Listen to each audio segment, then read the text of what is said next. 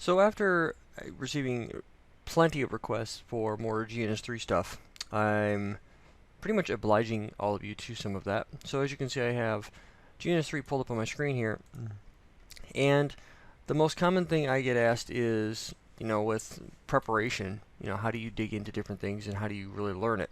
And really, to be honest with you, there's only one way to learn this stuff, and that's to dig into it.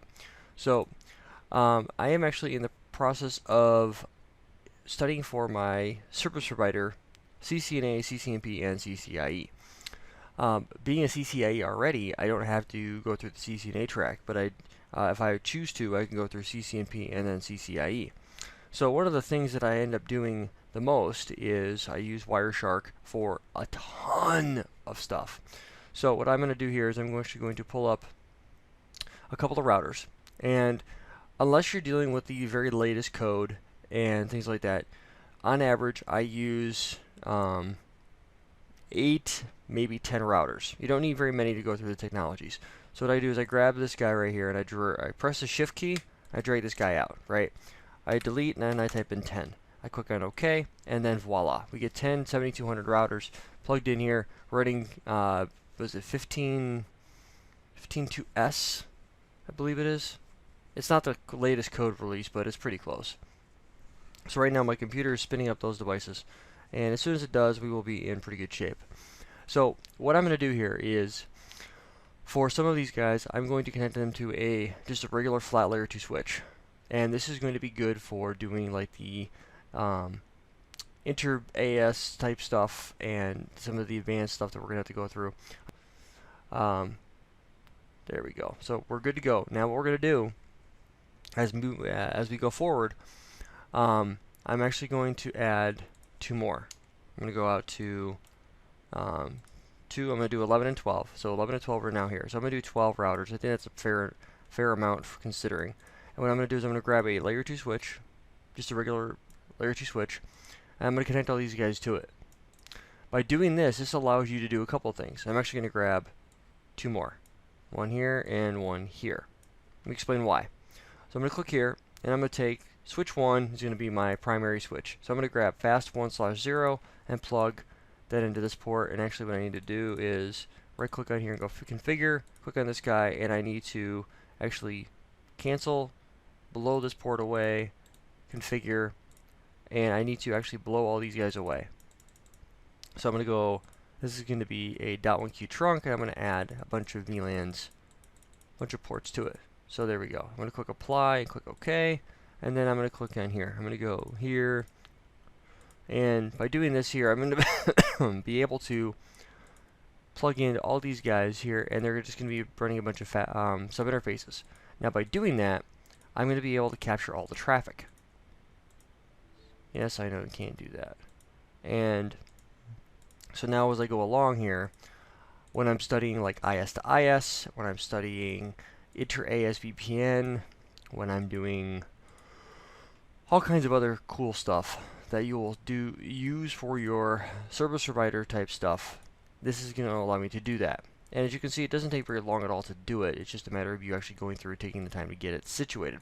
Now the caveat here, that the reason I have switch 2 and switch 3 out here is these guys need to be situated accordingly. So what I'm going to do is on fast1/1, I'm going to connect router 1 to switch 2 on port 1, and I'm going to connect switch 2 fast1/1 here to 2, and 3 and fast1/1 to this guy. That's going to give me the ability to do like the other stuff, which is pretty much why is close. Anyway, to do things that are layer 2 based, because I'm going to be doing a bunch of .1Q interfaces here, and if I don't have the problem you have is if you're using .1Q interfaces, you're already inter-VLAN routing by using a .1Q tag. If you want this stuff to work, you can't use that. So in order for it to work, you can't use .1Q tags. So I'm going to go to 10 and fast1/1 and here and here and here respectively. So there we go. So then I'll be able to have individual connections to each one of these guys, and they'll be subnets. So we'll have access to different capabilities as we go forward. So whether or not we choose to do it that way is up to actually on how we're going to break it down. So at this point, this is where I would go ahead and fire it up. So it's going to take a couple minutes for these guys to all get launched because it's 12 routers, and they do take a moment or two to get running, and we'll be in pretty good shape at that point. Because then here we can just right click on here and go spin it up and get it working. So if I was to right click in here and go console, it brings this guy over. So once this guy loads and everybody's happy, we'll be able to go through and do all the fun stuff. So I'm going to go here, I'm going to click on this guy, as you can see where we're at with that. Click back on this guy, and so there we have it. So now we're in good shape. We're going to come up here, we're going to type in interface fast 1/0 and type in no shut. Exit out, interface fast 1/0 dot, we'll say 12, encapsulation .1Q12, IP address of 10.1.12.1/24, and then we're going to type in on 2, do the same thing. Config T, interface fast 1/0, no shut, interface fast 1/0.12, encap.1Q12, IP address of 10.1.12.2/24. Everybody's going to be happy once that comes up. So do ping 10.1.12.1. It should give us a bunch of good pings, which is great. Now the nice thing about this is we're going to be able to go right here and go start capture. And on that Ethernet interface, we only have the one option here, switch port 1. We're going to do it on R1. There we go, and we're going to click on hit OK. That's going to launch Wireshark. Okay, Wireshark is now launched. Now what I'm going to do here, I'm going to minimize this just a bit, and I'm going to pull up my console windows per device. Right, so I got my 2 console devices pulled up. So I'm going to go ahead and I'm going to try that do ping again. So you see the pings going back and forth, right? That's a good sign. So now what I'm going to do is I'm going to exit out of here, type in router ISIS1, and type in the network entity title is going to be 49.0.2.00. And I'm going to type in interface fast 1/0.12. That's going to be IP router ISIS1. That's going to do that. As you can see, we have IS to IS going across, right? We're going to type in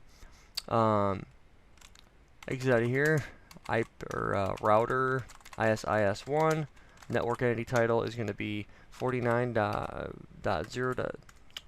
I am still getting used to working with ISIS 1.00, and we're going to hit the enter key. We're going to type in interface fast 1/0.12 and IP router ISIS1. So now we should form an adjacency across that connection here. And as you can see, looks like we did. We did.